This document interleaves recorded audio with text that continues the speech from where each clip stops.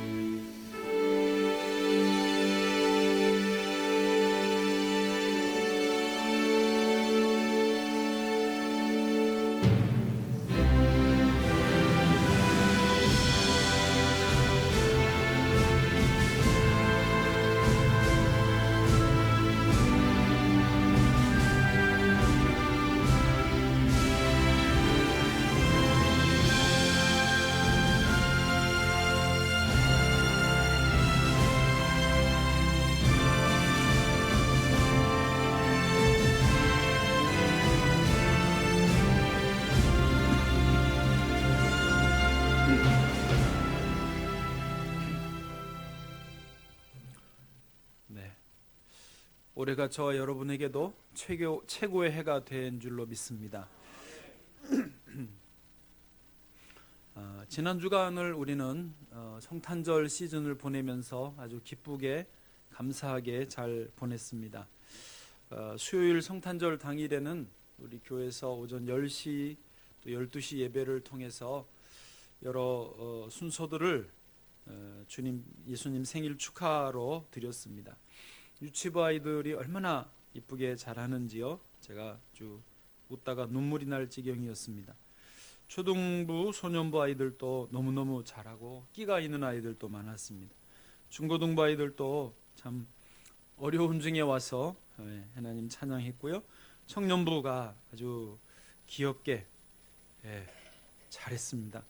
글로리아 중창단, 믿고 보는 중창단, 에클레시아 중창단, 항상 잘하는 중창단, 연합찬양대 너무너무 잘했습니다. 한 팀 한 팀, 한 사람 한 사람이 얼마나 멋지고 아름답게 잘했는지 모릅니다. 그리고 이틀 전에 금요일 저녁에는 광고했던 대로 서울 크리스마스 페스티벌을 청계광장에서 열었는데요. 거기에 저희 교회 중창단원들 또 찬양단원들이 다 가서 그 무대 위에 청계광장에 설치된 무대 위에서 마음껏 성탄 찬양을 부를 기회도 있었습니다. 수많은 시민들도 오셨고요. 또 외국에서 관광객들도 보니까 많이 왔더라고요. 우리를 보려고 온 건 아니지만 같이 찬양도 듣고 성탄 추리를 보고 사진도 찍고 하는 것을 보았습니다. 그런데 최소한 제 눈에는 그분들이 의식을 했던 하지 못했던지 간에 이들이 다 지금 아기 예수님이 사람의 몸을 입고 세상에 오신 이 성탄절을 축하하는 거구나, 이 예수님의 오심을 함께 즐거워하는 거구나, 딱 그런 분위기였습니다.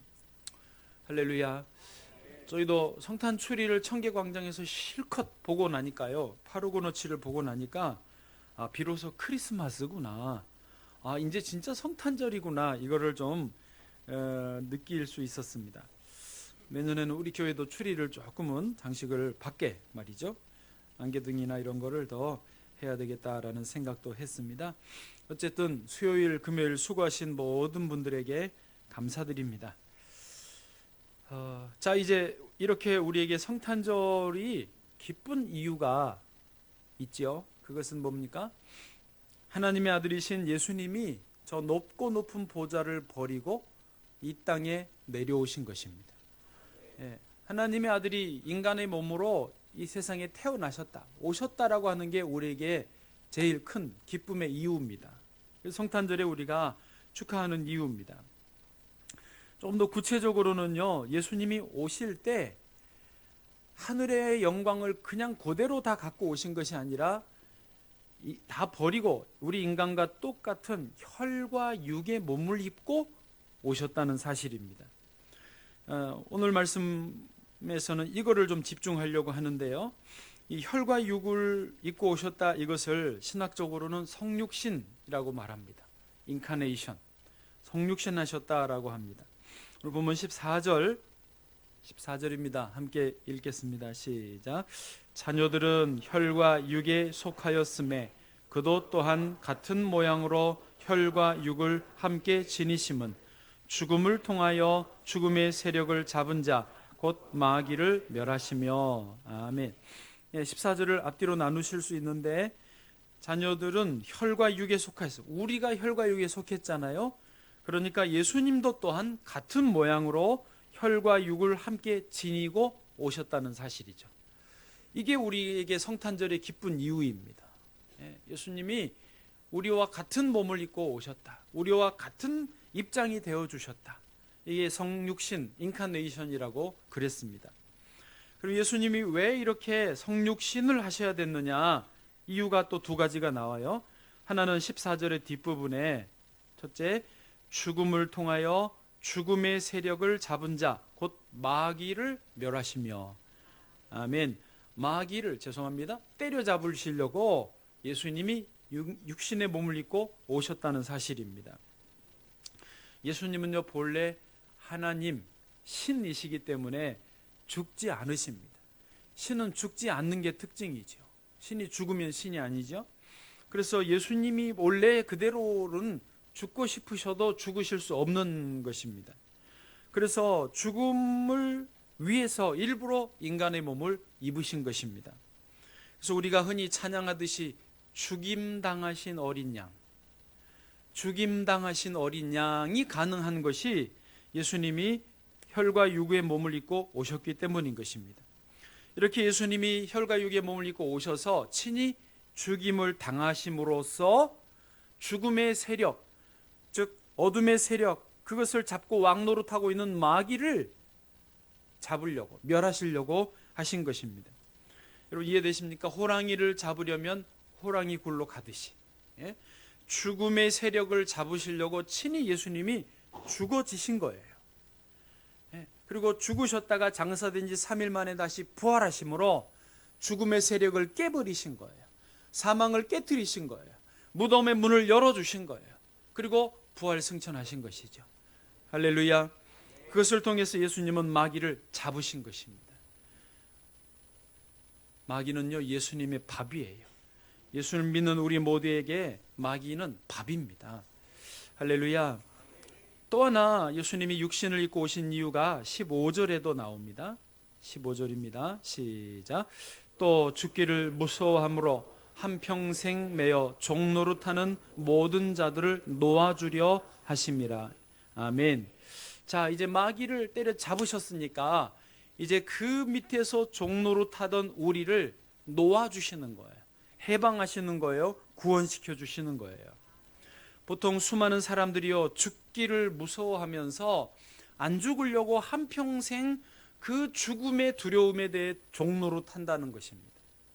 그것을 우리에게 풀어주신다는 것입니다. 여러분, 사람은요, 누구나 죽는 것이 두렵습니다. 죽는 게 두렵지 않은 분 계십니까? 여기 아무도 없어요. 다 죽는 게 두렵습니다. 다 안 죽으려고 합니다. 좀 미안한 이야기지만 국회에서 선거법을 놓고 국회의원들이 이렇게 열심히 싸우는 이유는 안 죽으려고 하는 거예요. 누가 자기 이거를 양보를 하겠습니까? 일단 내 거를 차지해야 그 다음에 정치를 할 수 있으니까요. 좀 죄송한 표현이지만 목사님들도 안 죽으려고 하는 게 많더라고요. 제가 이렇게 짧은 경험을 해보니까 가만히 왜 이게 지금 이 논쟁이 이렇게 벌어지나, 왜 이 싸움이 이렇게 되나 가만히 보면 결국은 인간의 본질이에요. 그게 안 죽으려고 하는 거예요. 그 죽기를 무서워함으로 한평생 매어 종노릇하는 우리들인 것이죠. 그런데 예수님이 혈과 육을 입고 오신 이유가 뭐라고요? 이런 우리들을 다 놓아주기 위해서. 할렐루야. 진정으로 예수 그리스도의 구원의 은혜를 입은 사람들에게는 이제 참된 자유가 생기는 것입니다. 참 여유가 생기는 것입니다. 한번 내가 죽으면 죽지 뭐, 그러면서 내가 죽음의 자리로 나아갑니다. 그런데 살아나는 거예요. 그래서 안희숙 사모님은 그 책을 썼죠. 당신은 죽어요. 그런데 안 죽어요. 우리 권사님 한 분이, 나이 많은 권사님 한 분이 저에게 카톡으로 유머를 보내주셨어요. 여기서 인용을 좀 해드려 보려고 합니다. 유머예요. 웃으실 준비를 하셔야 되는데 제가 거의 장담하기를 여자분들은 좋아하시고 남자분들은 별로 안 좋아하더라고요. 어느 배가 태평양 한가운데서 조난을 당했습니다. 거기에는 11명이 있었는데 남자가 10명이고 여자분이 1명이었어요. 헬기가 어떻게 와가지고 이제 그 사다리를 내리니까 11명이 전부 사다리에 매달렸습니다.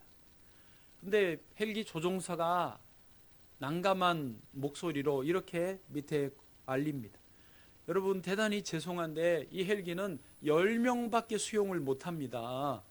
제발 한 분이 좀 양보해 주십시오. 누구 한 분만 좀 희생해 주십시오. 안 그러면 우리 다 죽습니다. 매달려 있으니까요.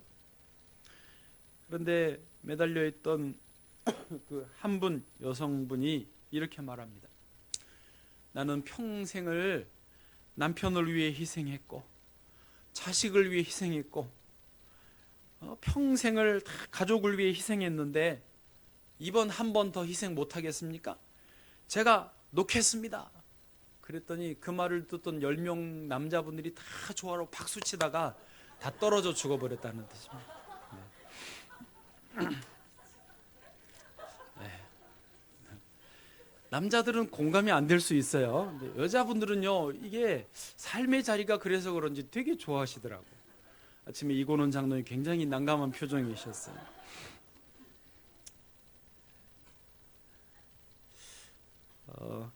여러분, 예수님께서는 저와 여러분을 살려주시기 위해서 참 구원을 위해서 오신 줄로 믿습니다.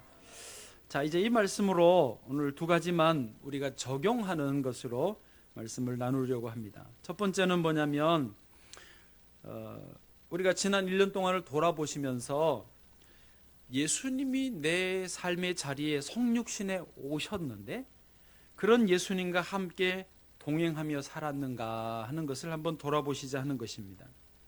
여러분, 예수님이 혈과 육을 입고 오셨다, 성육신 하셨다라는 말은 그것은 저 멀리 계시는 예수님이 아니라 실제 내 삶의 자리에 함께 하신다는 그 뜻입니다. 구체적으로 보여주는 말씀이 18절인데요. 18절 같이요. 시작. 그가 시험을 받아 고난을 당하셨은즉 시험을 받는 자들을 능히 도우실 수 있느니라. 아멘. 여러분, 성육신 인카네이션, 그러니까 어려운 신학적인 말로 이해하실 수 있는데 그러실 필요 없습니다. 예수님은요, 지금도 우리와 똑같은 시험을 받으셨고 고난을 당하셨고 똑같은 혈과 육을 입으신 분이라고 하는 그런 생각을 가지면 주님은 우리의 삶 속에 매일매일 매 순간 동행하기를 원하셨습니다. 그러면 지난 1년 동안 그런 주님의 바램과 맞추어서 우리가 주님과 얼마만큼 동행했는가 하는 것이죠. 주님은 지금 여기에 우리와 함께 계시는 줄로 믿습니다. 제가 지난 일주일 동안 감기를 좀 앓았습니다. 아직도 다 낫지는 않았는데 감기 때문에 누워있고 또 막 기침을 콜록콜록 하면서 목에 이제 가래가 끼면 일어나서 이 가래를 또 뱉어내고, 죄송합니다, 그런 좀 굉장히 불편한 시간들이에요. 그러면 컨디션이 안 좋으면요, 여러분도 어떠실지 모르겠는데 아무 생각이 없어요.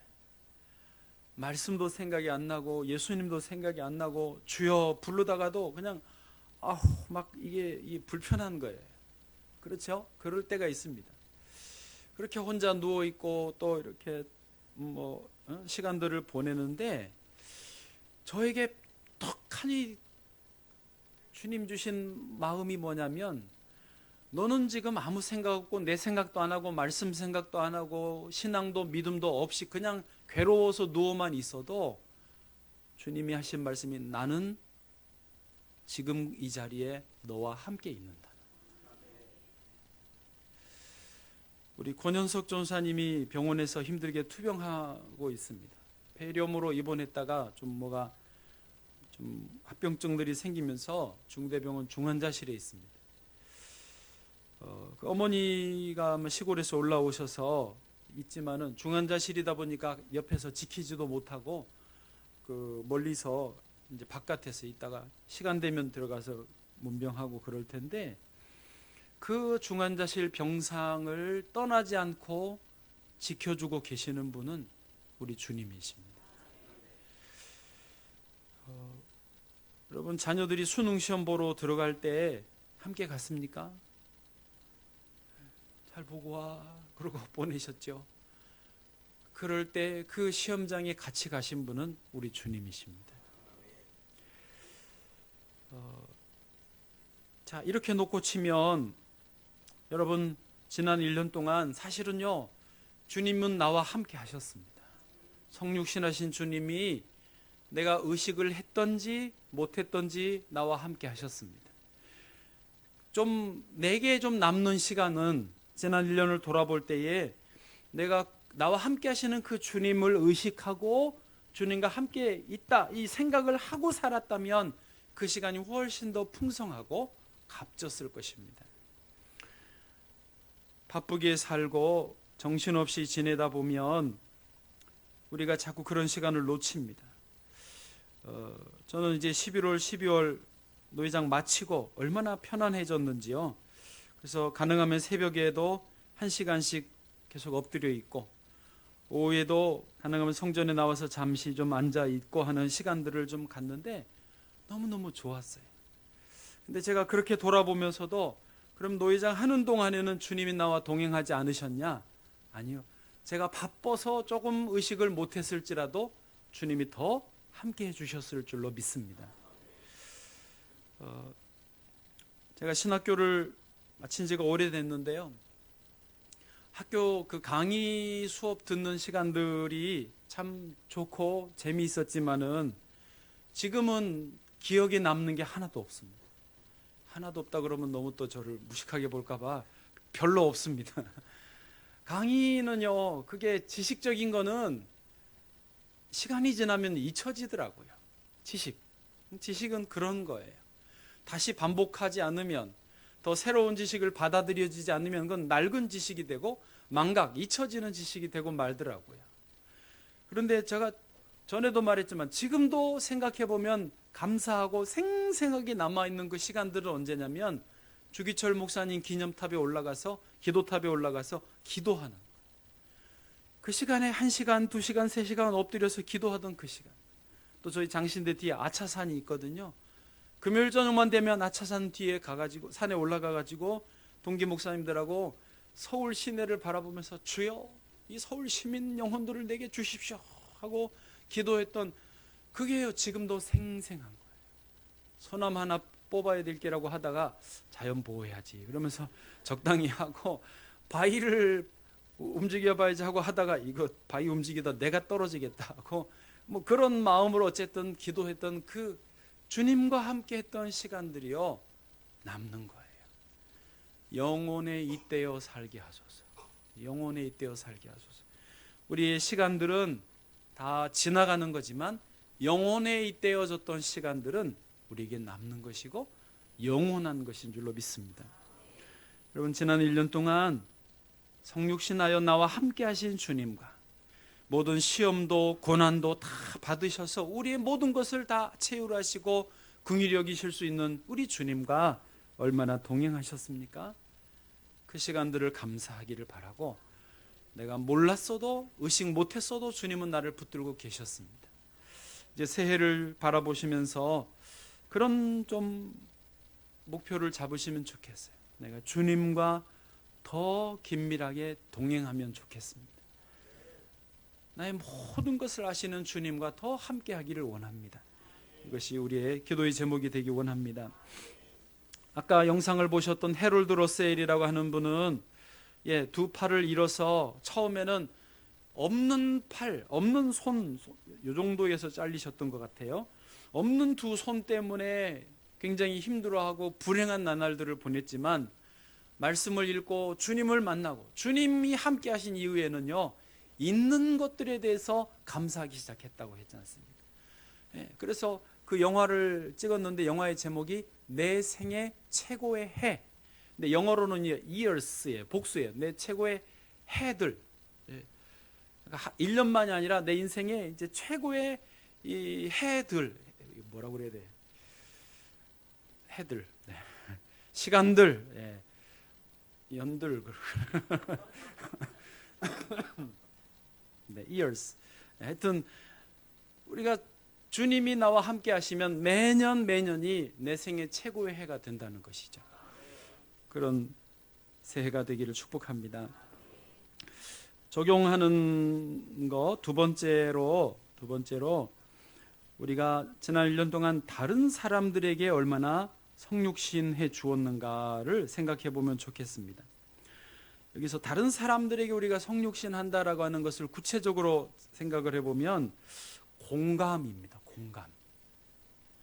그러니까 예수님이 우리의 혈과 육을 입고 오신 것처럼 우리가 다른 사람의 혈과 육을 입을 수는 없으니까 같은 혈과 육이니까 그 사람의 입장에서 생각해 줄 수 있는 거, 그 사람의 입장에서 느낄 수 있는 거를 의미하는 게 공감이에요.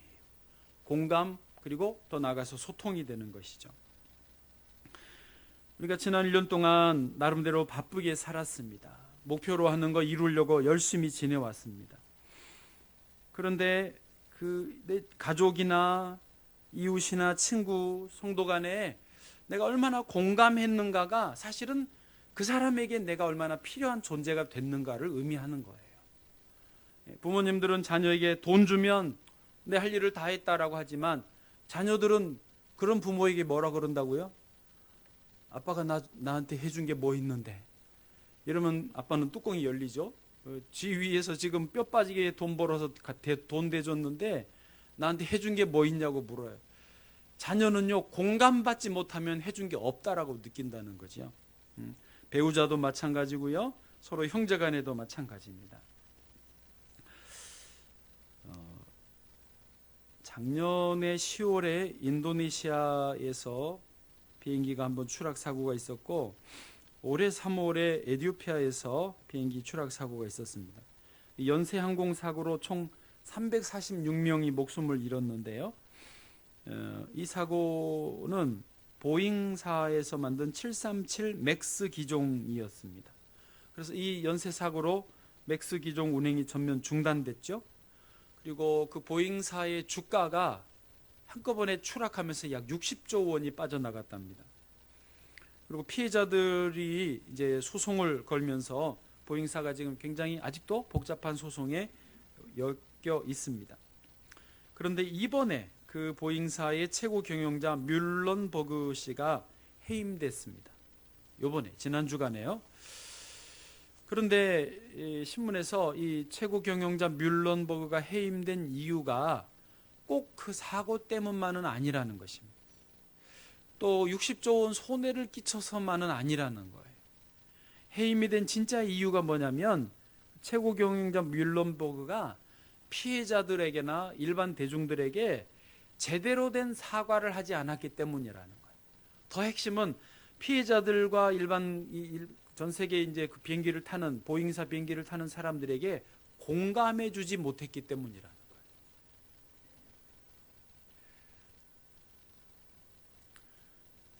규제당 이렇게 써놨어요. 뮬런버그는 규제 당국과 의회와 고객들과 납품업체들과 및 일반 대중들과 소통에서 가장 나쁜 본보기와도 같았다. 소통이 안 되고 공감이 안 되는 것이 진짜 경질의 이유라는 거예요. 처음에 비행기가 2번 추락 사고 날 때 뮬런버그가 뭐라고 발표했냐면 비행사들이 조종 실수를 해서 미숙한 조종 때문에 추락했을 거다라고 떠넘겼어요. 근데 조사를 다 해보니까 비행사들은 매뉴얼대로 다 한 거예요. 아무 실수가 없었던 거예요. 그때야 기체에 결함이 있었다 솔직하게 이제 시인을 했는데, 그러고 말아야 되는데 꼭 이 입장이 자기 입장이에요. 뭐라 그러냐면 이제 이 문제가 있는 그 부분만 수정을 하면 737 맥스 기종은 이제까지 하늘에 뜬 비행기 중에 가장 안전한 비행기가 될 거다고. 여러분 좀 느끼세요? 사과를 하지만 계속 자기 입장, 자기 회사의 입장만 이야기하는 거예요. 피해자들의 입장에 공감을 해주고 끝내야 되는데 계속 우리 보잉사는 안전하고 737 맥스 기종은 최고의 기종이고 이런 식으로 자꾸 이야기를 하는 거예요. 청문회 앞에서도 괜찮다고 그러고 앞으로 잘 될 거라고 그러고 보잉사만을 보호하려고 하니까 이게 성육신이 안 된 거예요. 공감이 안 된 거예요. 그래가지고 잘렸다는 이야기입니다.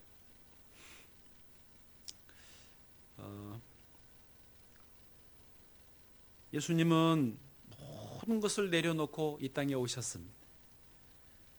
우리가 그 예수님을 알고 그 은혜를 입은 우리라면 이제 우리 주변에 가족에게나 주변 이웃과 사람들에게 우리가 이런 정도는 우리가 받은 게 있으니까 우리가 배워서 할 수 있는 줄로 믿습니다.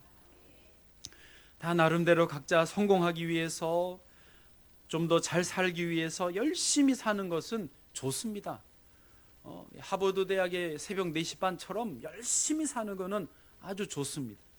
그러나 그렇다고 해서 내 주변의 사람들을 뭉개고 무시하고 밟고 올라가는 것은 우리 기독교인들의 자세는 절대 아닙니다.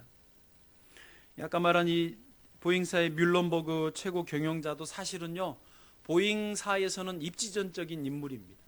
1985년도에 인턴 엔지니어로 입사를 해서 밑바닥부터 차근차근 딛고 올라가서 30년 만에 2015년에 최고 경영자 자리까지 올라갔으니까 아주 전설이었어요.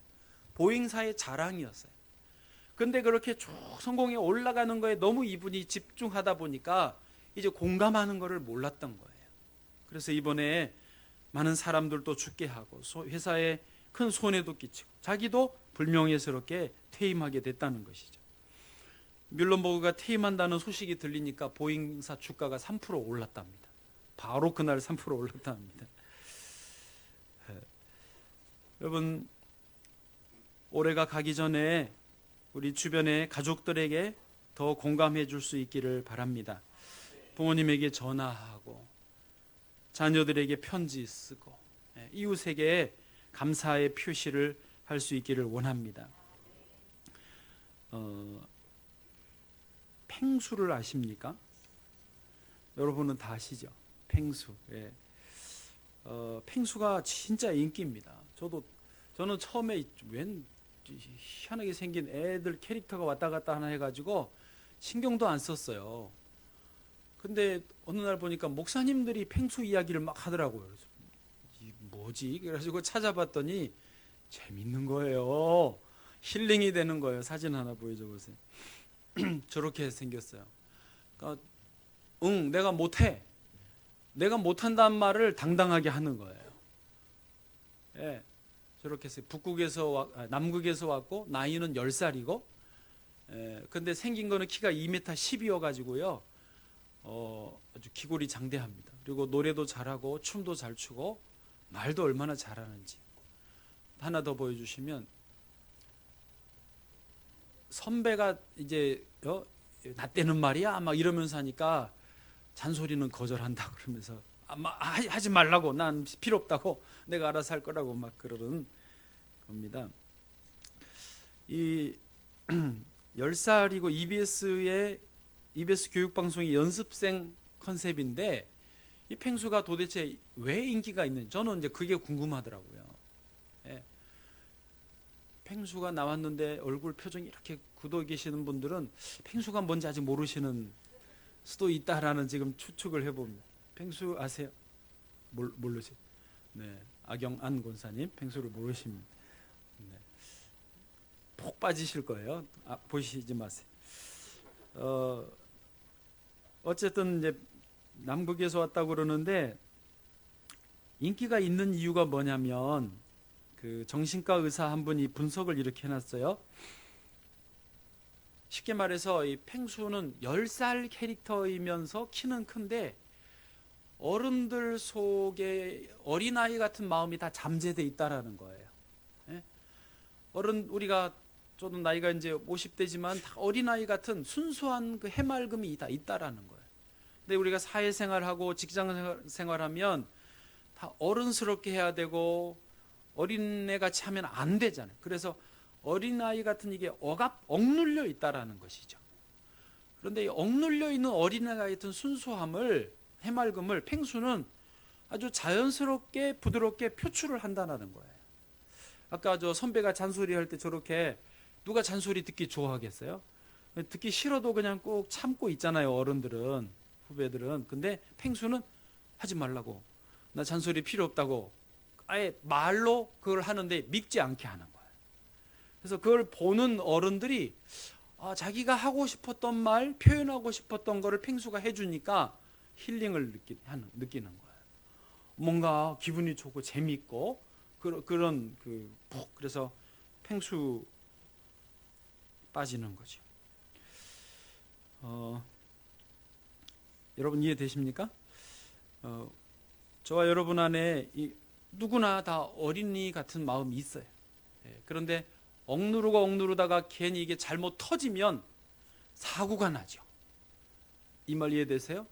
잘못 터지면 사고가 나지만 자연스럽게 좀 유머러스하게 잘 표현해내면 또 그렇게 웃고 넘어가고 함께 즐거운 세상이 되는 거죠.